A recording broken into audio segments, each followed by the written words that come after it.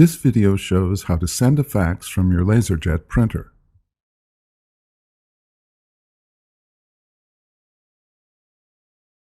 Begin by pressing the power button on the printer. Make sure the printer powers on and is in a ready state.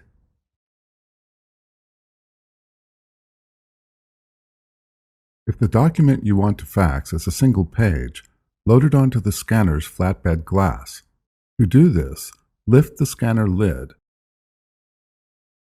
and place the document face down in the upper left corner of the glass. Then close the scanner lid. Before heading ahead into the video, in case you are facing any issue with your HP printer device, get in touch with our HP printer expert. If you have multiple pages that you want to fax, use the printer's automatic document feeder, also known as the ADF. To use the ADF, first align the stack of paper you want to fax by tapping it on a flat surface. Load the paper into the ADF with the printed side face up. Slide the paper width guides inward until they stop at the edge of the paper. Do not push the guides in so tightly that they start to bend the paper.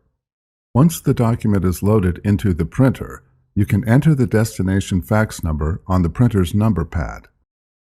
Next, press the green Send Fax button. This button looks like a phone next to a piece of paper.